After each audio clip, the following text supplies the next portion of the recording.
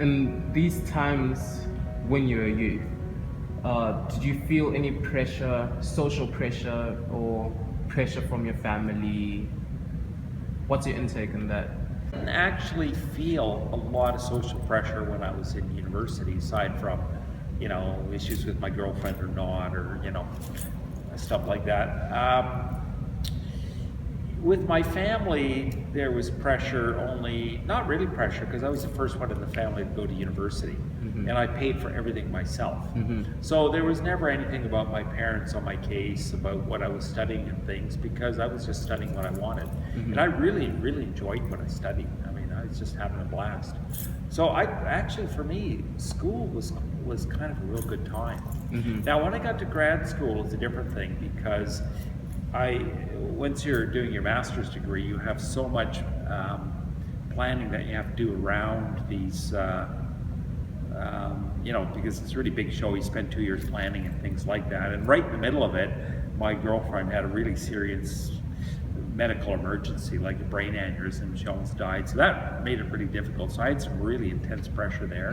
But that was from a specific thing rather than this overall feeling of pressure. I think there's more now. There's another thing is I had a good job. Every year I went tree planting and made enough money. Never had to worry about money because I always made enough in the summer. It was just a good job. So a lot of students are facing that thing of having to make a living as they're actually, doing their school. And that I can see is immense pressure. I've seen that in students at every university I've taught at, is that some of them had full-time jobs, some of them have been taking care of a family, full-time job, and school and things like that. So I would guess that the pressure for most students is a lot more than I felt. Yeah. I actually, I was living in Victoria, I was having a good life. Yeah. And I went out hiking and skiing and all that kind of stuff, so that was all pretty good. And lastly, what is your advice in dealing with pressure? This is going to sound trite, but it's not. I'd say go snowboarding. But what I mean is you have to have something like that it's not going to fix what's causing the pressure, but you need to do things where you have pressure release. Yes. And oddly enough, I think it's things like exercise, going out and doing stuff. Another thing is don't waste time. Students waste a lot of time. They waste a lot of time just poking their thumbs at their phone. And that type of behavior, I know it sounds like it's just an old guy saying, don't spend all your time on the internet and your phone. But actually that distracts you so much that often, I'm kind of amazed at how many students aren't paying attention in class. When you're not paying attention, you miss things. When you miss things, you got to look for ideas and stuff like that. I'd say one of the best things, first of all, get lots of exercises. The other thing is really pay attention in class and get everything you can out of it, and it actually makes the schooling a lot more enjoyable. Why do we keep living with this anxiety, stress, and pressure? I feel that we have to keep living because you can't stop living, and society has taught us that even if you're not being yourself, you still have to live by the certain rules and protocols, and it forces people to be a bit dehumanized. I know I might be taking this a bit too deep, but then that's the only way you can really understand why people are actually still living in pressure. And there are a lot of psychological reasons and psychological manipulation that happens because you're like, I have to meet deadlines, I have to do this, I have to do that, I have to go home and cook for the kids, and I'm talking about in the sense of a married woman with kids and then with a husband and everything, right? So you can't stop being that because it's nature. You're married, one, you've got kids, they need to be fed, they have to go to school, they have to do this, you have to come back, you have to be with your husband and whatever. So these pressures and stuff like that, right, have to be done. And I'm talking about students who are already at that level. And then now we're looking at students at my level who are, I guess, late teens, early 20s. You have to live with the pressure of knowing that you have to, for me, coming from where I come from, you have to have good grades and excellent results and all of that, right? And those pressures will stay with you because you have to attain that. I don't know if what I said makes sense, but yeah. That's why you have to live with it. What causes you the most anxiety? I would say like the pressures of having a good future. Something that dwells on me a lot is I need to work hard so in the future I'm settled and I have the money to do what I want to do and the ability to live a comfortable life.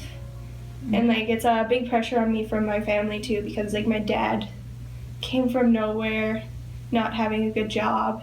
So he puts a lot of stress on me to not do what he did Oh yeah. to live a better life. How much time do you dedicate to studying? I'm a little bit of a procrastinator. So I would say probably 2-3 hours a day, mostly early morning, like 2 o'clock in the morning some days. But I find actually that's like I spend a couple hours before that doing nothing important and then I decide I need to get my butt in gear. But it's actually the time of day I am most productive. This is just me, it's quiet. Fair enough. So Harry, what does anxiety and stress do to you? To me, anxiety and stress is meeting assignment deadlines. Mhm. Yeah. Assignment deadlines. And with those deadlines, do you find that pressure is involved from professors and having to meet those deadlines? Yeah, there's a lot of pressure involved. Like the quality of assignment should be there, not just the assignment. The work we have done, it should get us good grades, and it doesn't affect our GPA at the end. Yeah. Yeah. And do you think that family may also add to that pressure? Like, I mean, where you come from, you have to have some good grades and stuff, right? Yeah, I come from India.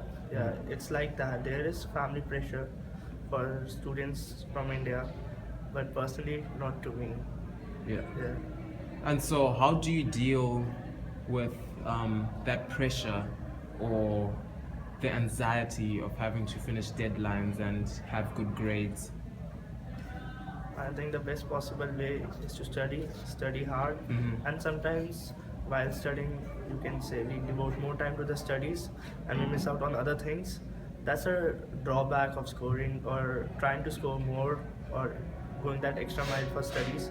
Instead of focusing on the grades, we should do focus on other activities as well. It helps in overall development of a student. Yeah. And What is anxiety and how many students do you see that deal with it? So, anxiety is more than just freaking out or being really worried all the time. It can manifest in lots of different ways. So sometimes it just means that someone might have like a really hard time concentrating, even because you're thinking and you can be worried, or it could just be stressed out over a test. Sometimes it affects your breathing. People will start to sort of almost not hyperventilate, but some people will actually even stop breathing because they're so stressed at the moment. And it can be brought on by lots of things. So it could be tests, could be homework, could be people. Some people are just really anxious around other people, like socially. And yeah, we have lots of people that come in. That's why I try to keep all the like lights dim so we can come in, just reduce all the stimuli and chill. Just be able to ground themselves a little bit before having to go back out into the busyness of the day. Do you feel that family affects students' performance? If family effects? Yeah. Yep. Absolutely. You met my kids. So that's myself. I mean, I'm married and I have 2 kids. And 100%, I would be a totally different student if I was single and lived at home and had, very little responsibilities aside from, school and friends. And by no means am I downplaying that, because that is stressful in itself, because everybody's at different points in their lives. but then everybody also has different family dynamics. So whether it's my parents are telling me that I really should like move out and I need to get my own place, or if it's my kid wouldn't sleep all night and now they're sick today and I couldn't find daycare, or if it's, you know, my boyfriend or my girlfriend just broke up with me and I can't handle this right now. That is, your family's supposed to be your strong support center. And so if something happens to go awry, yeah, it affects everything. Skip down here. Yeah. Because you brought up one of our questions actually. Sure. It was how do relationships have an effect on the student? So whether it's like mostly our focus was on like boyfriend girlfriend situations, and like the one of the ones we talked about was the issue of like sex and all that. Yeah. So we have our Sexual Health Awareness Week next week, and part of that we're actually talking a lot about consent. And consent is something that we bring up a lot because it's sometimes a lot more complicated in a relationship.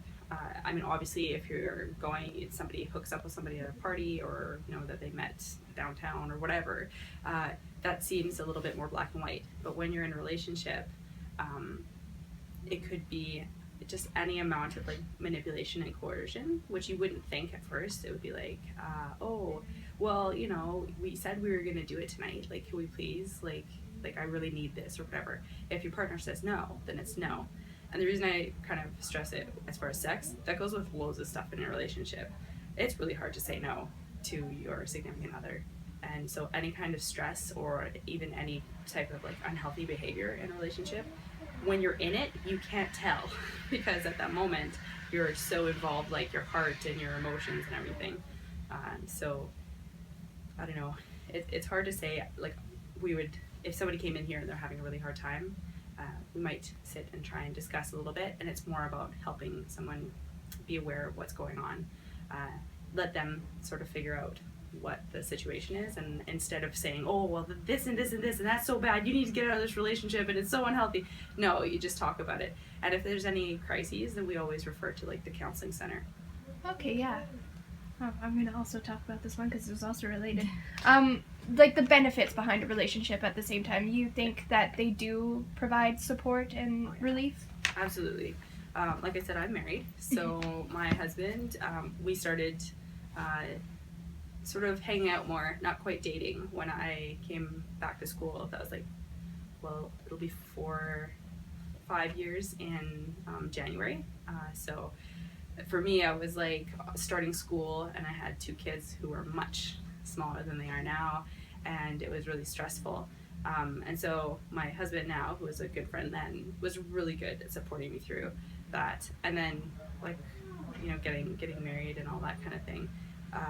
I'm not really sure how I would have gotten through school if I didn't have him.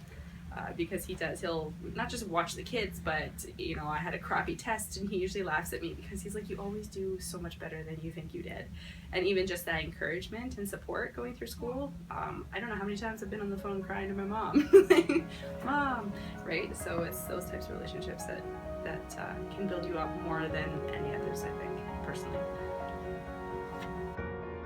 What causes you the most anxiety, like, when being in school? Exams and seeing my results. Yeah. Yeah. Having to open Moodle to see what I got. Okay. Yeah. And is there any way you like go about kind of dealing with that? Yeah, I check at the end of the semester. Oh yeah. Yeah. What is anxiety to you? I actually suffered from anxiety when I was younger. I got it when I was 14. It was triggered by bullying. And I was fortunate enough to overcome it within 4 years. So a lot of people don't really have that opportunity, and it was so bad that even thinking of a question to ask in class, not even asking it, my hands would start shaking, and like I had anxiety attacks. Like whenever I had to walk anywhere by myself in school, I had to bring a friend with me everywhere. And now I'm on the cheerleading team, and so I'm really glad to gotten over it, but not so many people are that lucky. Yeah. And do you feel that you faced stress and was pressure from what was around in your environment a cause for your anxiety? Yeah, definitely. Talking to people that I didn't know, talking to large groups of people, just that fear that like everyone that I was around was gonna be judging me, and like I really cared what people thought about me. So Yeah. And so, with this happening in your life, how did you deal with it? I wouldn't say that I really dealt with it head on. I was accepted into the Explore program in grade 11. I was 17, so I spent the summer on the other side of the country with no friends or family, and I was expected to speak in French the entire time, Wow. both in the classroom and on my own.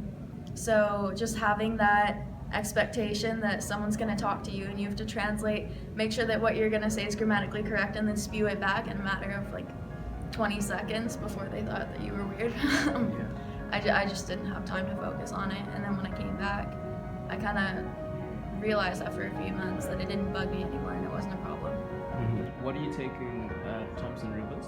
Yeah, I'm doing a BBA course, so it's a 4-year course and it's a big stress for me. And do you think there is any social pressure, any relationship pressure? No, I'm single and I don't have a social pressure also, so it's, yeah, I only have a burden of studies. And so why do you have this burden of studies? Because I don't like studies. You don't like studies? Yeah. Yeah. And so going back to studies, could you say that you have to have any pressure for meeting deadlines? Yeah, we have a pressure of meeting deadlines because every week we get different assignments. So in a week you have to do assignments for all the courses. So like it's a deadline, and yeah, you have to get ready for the different ones also. So it's stress related.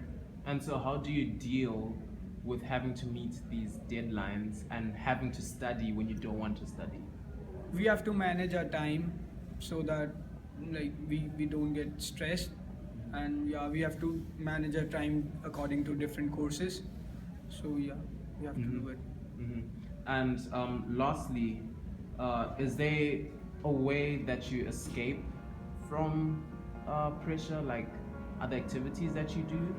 Yeah, like enjoying with friends and like interacting different people. Yeah, it's like we have a dog therapy also, so it's a stress booster.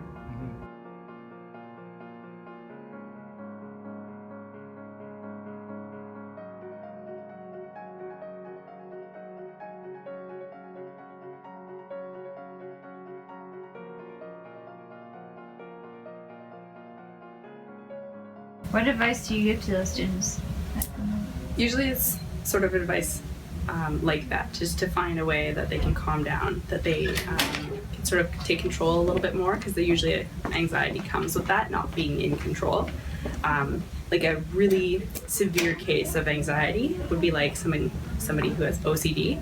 So if you think of somebody who has obsessive compulsive disorder, they are like have to be in control of every tiny little thing. And it's not just a matter of being in control, it's what would happen if they weren't anymore, or what would happen if this would happen. And so if you think of that on the smaller scale, someone not being able to be in control of even just this tiny little detail, like, oh my goodness, I wasn't expecting this test, or I totally forgot about this homework, or whatever. So I try to tell people, especially myself being a 4th year nursing student, I understand. I get tests, I get homework, I get like forgetting this, or feeling like yesterday I totally thought I could relax, and all of a sudden I realized that I forgot these 4 things I was supposed to do, and it comes with a lot. So just trying to reduce the stress as much as possible. So even if it's just taking a time in your day, go have a bath at home or something, or find something that you enjoy that you can calm down, because that might be different for everybody. And we also have the mindfulness sessions as well that we don't offer, but it's through the counseling center. So we'll suggest those for people, just so they can just calm down, chill out for a little bit.